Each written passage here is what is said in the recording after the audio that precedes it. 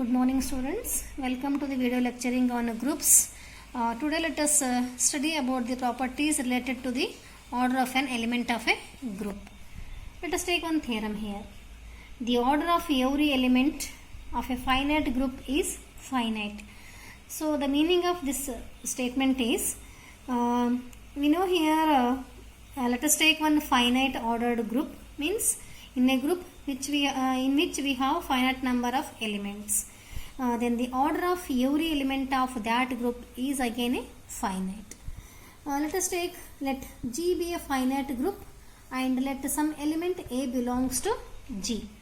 Consider all positive integral powers of an element A, namely A square, A cube, A raised to 4, etc. So that is, it is a finite set here G, whose elements are in the form of A square, A cube, etc. So it is a finite here. The word is finite, means it has finite number of elements. So this dash dash dash includes, says that here we have infinite number of elements, but what we have to consider here is finite means some of the elements are same, so that we can take it as a finite set. So every one of these must be an element of G. Since G is a finite order, so means here this implies their elements cannot all be different, because here we have infinite number of elements. So if they are different, then the order of this group is again infinite. So some of the elements are same, therefore we can say it is a finite group. Suppose let us take here A raised to S is equals to A raised to R, means some elements are equal in the group for some S greater than R. So this implies here, let us multiplying on both sides of this by A raised to minus R. So A raised to S into A raised to minus R is equals to A raised to R into A raised to minus R. This implies here, we know here the bases are equal and they are multiplied. We can take their powers as like this subtraction. A to the power of S minus R is equals to A to the power of here R minus R gives 0. So this implies here A raised to S minus R is equals to A raised to 0 is 1. We can take this one as here the identity element E. That is A raised to 0 is identity. So this implies, let us take this S minus R as some element T. This implies A raised to T is equals to E, where T is S minus R. So since here S is greater than R, we have taken here since S is greater than R, so means S minus R. Since S is greater than R means here this is bigger number, this is small number. So subtraction of these two is again positive. This implies here T is greater than 0. So this implies there exists a positive integer T such that A raised to T is equals to E. Here we have this one. So this implies what here? And since every set of a positive integer has a least number, so it follows that the set of all those positive integers such that here A raised to T is equals to E has least number, say m. Thus there exists a least positive integer m such that A raised to m is equals to E here. Here m is the least positive integer. Therefore we can say that here A raised to m is equals to E. So this shows that here, the order of every element of a finite group is finite. We know here if A raised to m is equals to E means the order of an element A is m. So this is finite. So this shows that here the order of every element of a finite group is again a finite. So this is the proof of this theorem. Let us take one more theorem. The order of an element A of a group is the same as that of its inverse A raised to minus 1. That is, order of A is same as order of A inverse. This we have to prove. Let N and M be orders of A and A inverse respectively. That is, here take order of A as N and order of A raised to minus 1 as M. So by the definition here, by the definition of order of an element here, we have A raised to N is equals to E and A raised to a to the power, this is a inverse whole raised to m is equals to e. So this we know that from the definition of order of an element here. If a raised to n is equals to e means order of a is n, like this. So this implies here a raised to n is equals to e implies, let us taking inverse on both sides. A to the power of n whole to the power of minus 1 is equals to e raised to minus 1. This implies here a raised to, we know, we can multiply these two. This is a raised to minus n is equals to e to the power of minus 1 is e. So this implies here a raised to this minus n. A raised to minus n can also be written as here a to the power of minus 1 whole raised to n. Because we know here multiplication is again same as this minus n only. It is equals to e. This implies again this is the definition of order of an element. This implies here we know the definition of order of an element is if a raised to n is equals to e, then order of a is e. So that is here like this here. Order of an element is here if we have here if a raised to n is equals to e, then this implies here order of a is equals to this power of n. This is n. So same thing here also. What we have a raised to minus 1 to the power of n is equals to e implies order of this a inverse is equals to n. So we can take this one as here less than or equals to n. This is the definition here. If you go in a converse way, we can see that it is less than or equals to n. So this implies here what we have. We have here order of a raised to minus 1 as m. We have taken here a raised to minus 1 to the power of m is equals to e means here order of a raised to minus 1 is m. This is like this here. So that is from this we can say that here this implies here order of a to the power of minus 1 is m and order of a is n. So from this we can say that here this order of a raised to minus 1 is m. No? So we can say here m is less than or equals to n here. Take this one as here equation number 1. And also what we have to take here, consider this order of a raised to minus 1 as m. It is given. Then this implies again apply the definition. So this implies what here a raised to minus 1 whole to the power of m is equals to e. This is from the definition of order of an element again. This implies multiply these two. This is a raised to minus m is equals to e. This implies here a to the power of m whole raised to minus 1 is equals to e. We can multiply these two, we will get here minus m only. This implies here again taking inverse on both sides. This a to the power of m minus 1 whole inverse is equals to e to the power of minus 1. And this implies here we know minus into minus plus.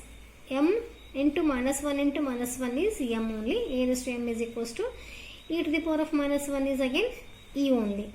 So this implies what here? This is the definition. Once again you apply the definition of order of an element. This implies here order of a is less than or equals to m. So here we know order of a. From this definition, what we have taken here as order of a as m. Order of a as n. So we can apply that same order of a as n. This is less than or equals to this m. This m as it is. So this is equation number 2 it is. This one is equation number 2. And what we have here this one m is less than or equals to n is equation number 1. So from equations 1 and 2, what we have here, n is less than or equals to m and m is less than or equals to n. This one m is less than or equals to n you have to take here. So this implies what here? From these two we can say that here m is equals to n. So that is m is order of a inverse and n is order of a. So this implies order of a is equals to order of a inverse. So from this what we can say here, in a group order of an element and its inverse are same. So this is the proof of this theorem. Next let us take one more theorem. The order of any integral power of an element a cannot exceed the order of a. That is, order of a raised to k is less than or equals to order of a. So means here we have done one example in the previous video. So there what we have done here is the meaning of this statement is like this here. So we have done one example. here we have find the order of each and every element of this group. So what we have done here, what we got here, so these are all multiples of A only. Here order of this A, first element, order of A, what we got here as order of A as 6, order of A square as 3, order of A cube as 2, and order of A raised to 4 as 3, and lastly order of A raised to 6 as 1 here. So from these results, what we can say here as so order of A, this order of integral power of A, that is order of A square, A cube, A raised to 4, A raised to 5, A raised to 6, these are all always less than or equals to order of A. Here order of A is 6 and order of A square is 3, this is less than 6, order of A cube is 2, it is also less than 6, and order of A raised to 4 is 3, it is also less than 6, and order of A raised to 5 is 6, it is equal to 6, and lastly order of A raised to 6 is 1. So this is the meaning of this statement. So that is here the order of any integral power of an element A cannot exceed the order of A, that is order of A raised to k is always less than or equals to order of A. So this we proved using one example also. This we have done in last video. So this we have to prove here. Take proof. Let A raised to k be any integral power of A. So that is here, let us take order of A as n. Then this implies the definition of order of an element. This implies A raised to n is equals to E. Then this implies here taking the power k on both sides. A raised to n whole raised to k is equals to e to the power of k. So this implies here a to the power of n whole raised to k is equals to a to the power of n into k is equals to e raised to k is same as e only. That is, if you multiply e k times, you will get e only.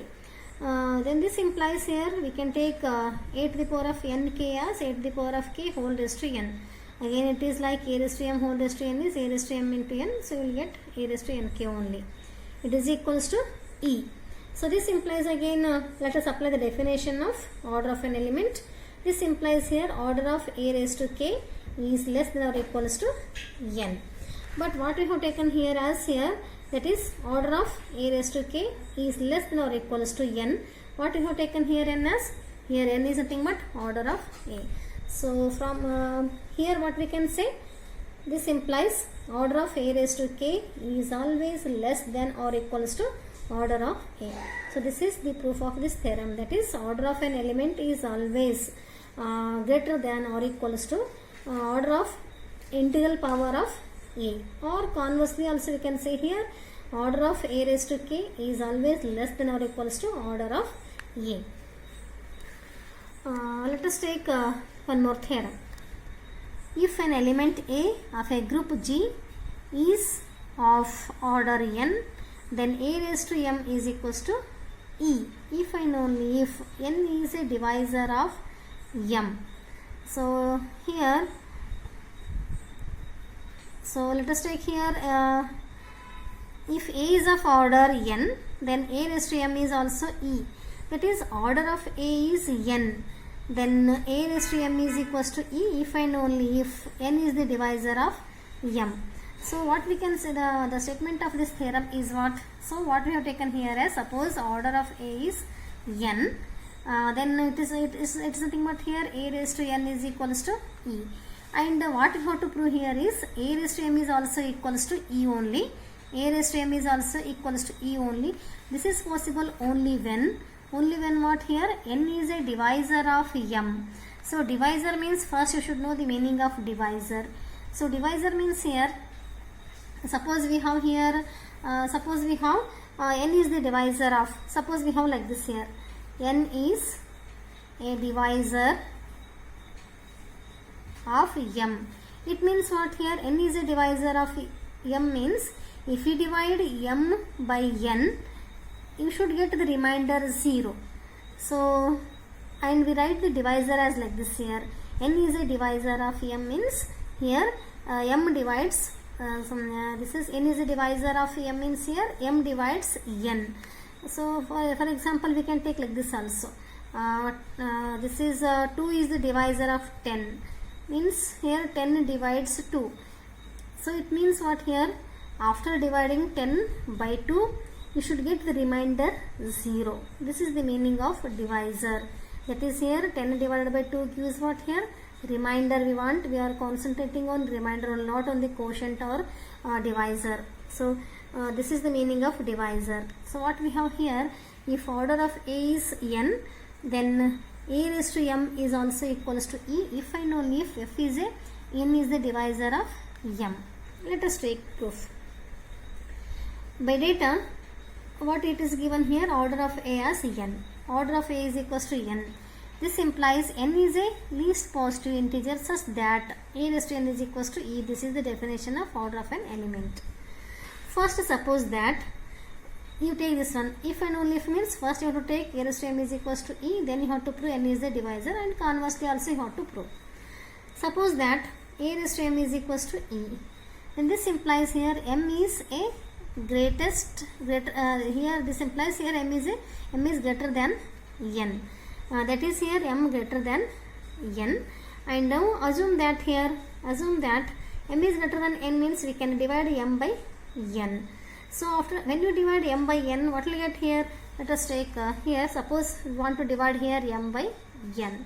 So if you divide m by n, always will take some quotient here. We can say it is a quotient, and multiplying these two will get what here? N q. So what we have here? This is m minus n q. This is nothing but here remainder, we can say. This is the remainder. So what this implies here? This implies here m is equals to, we can take n q plus r. So this is the divisor. So here what we have here, this implies here, suppose if you take m greater than n, then we assume that here m is equals to n q plus r. I hope you understood this one, how we got here. After dividing m by n, the remainder is m minus n q, and it is nothing but r. So this implies here m is equals to like this, n q plus r we get like this here. So where r is what here? R is the remainder. This and we know here remainder is always in between 0 and greater than 0 and less than the divisor it is. So this implies here, let us take here 8 to the power of m is equals to 8 to the power of n q plus r. This implies A raised to m is equals to A raised to n q into A raised to r. Again we know here if bases are equal and they are multiplied, then we can add their powers. So this is equals to A to the power of n q, can also be written as here A raised to n whole raised to q into A raised to r. Then this implies here A raised to n is equals to what we have taken here as E. A raised to n as E. So it is e to the power of q into a to the power of r. Again e to the power of q means you have to multiply e q times, so it is again e only, into a raised to r. And you know e is the identity element, so e is like identity means 1, it is a raised to r only.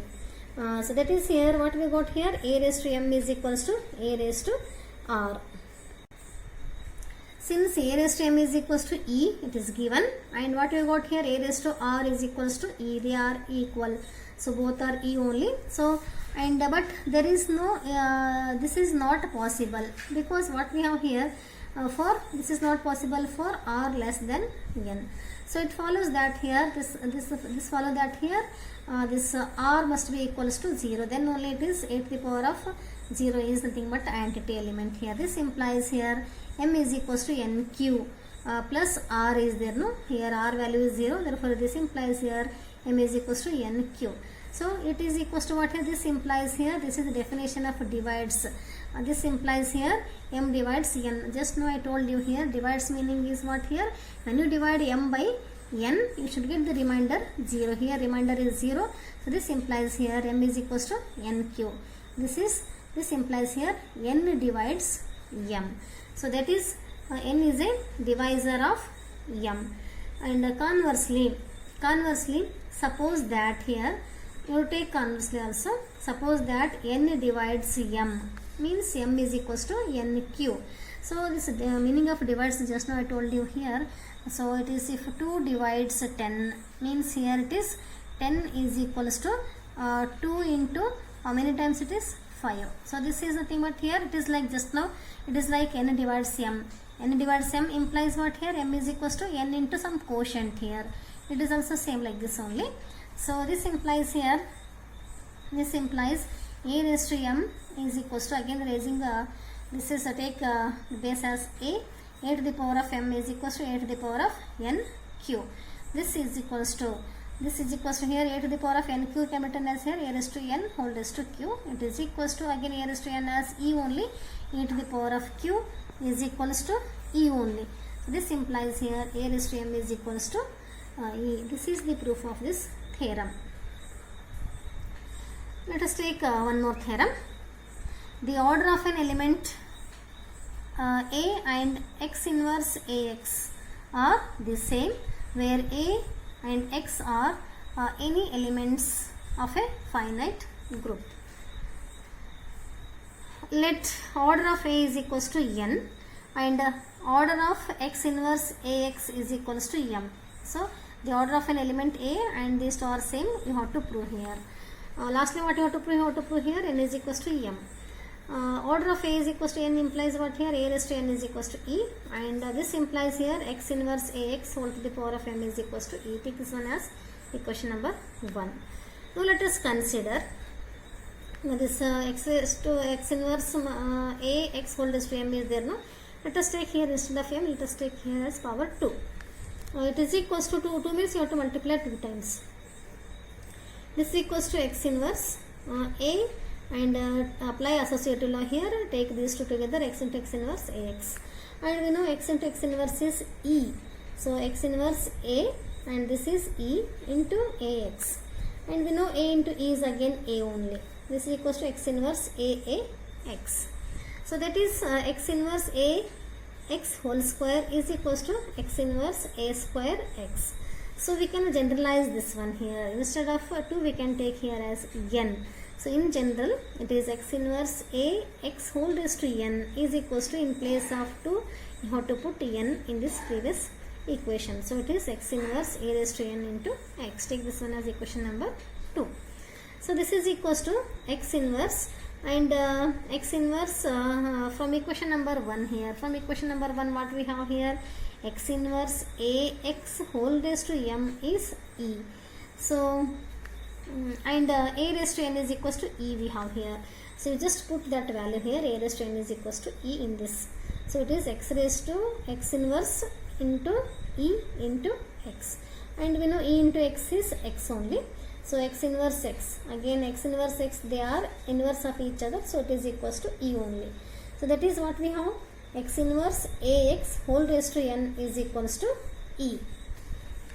So this implies what here? This implies order of, again by the definition of an element, order of an element, this implies order of x inverse ax is less than or equals to n. And what we have got here from equation number 1, what we have here? Order of x inverse ax is equals to m we have here. So this implies here, this is nothing but m. So here we have m less than or equals to n. Take this one as here equation, it is m less than or equals to n. And also what we have here? And also we have order of x inverse ax is equals to m. This is again we know here from this definition only.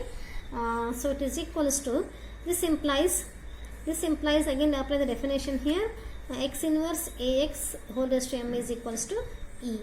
This implies here, this implies from equation number 2. In equation number 2 what we have?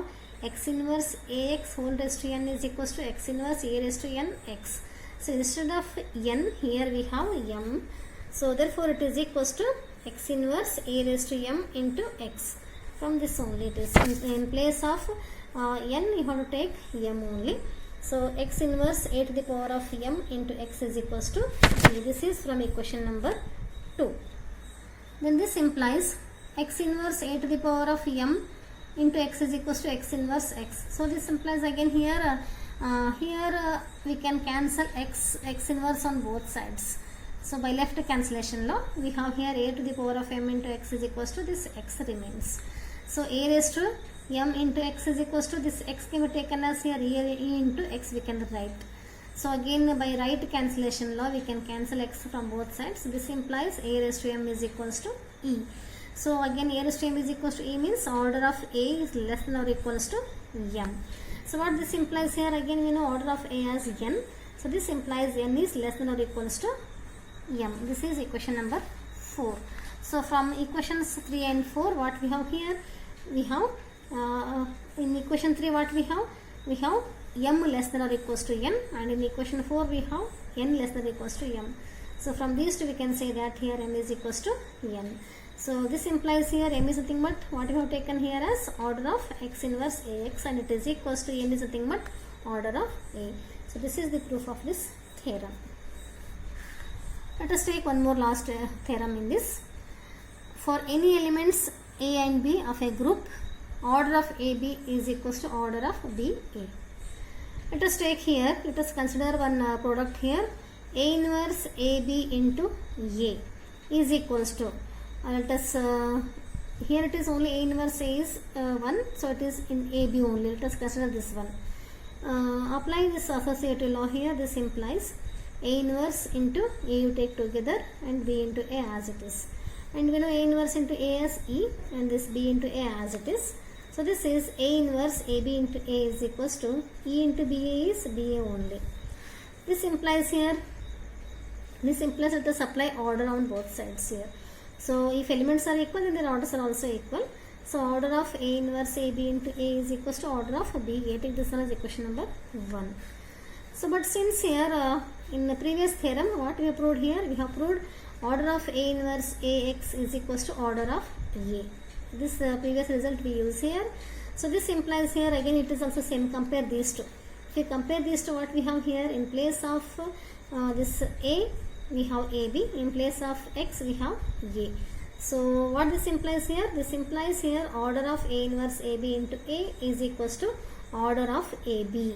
So this one, from this previous result we use this one as here order of AB. This is equation number 2. So from these two, what we can say here, both LHS are equal, so we can equate the RS also. So this implies here order of AB is same as order of BA. That is here if elements, if A and B are elements of a group, then order of AB is same as order of BA.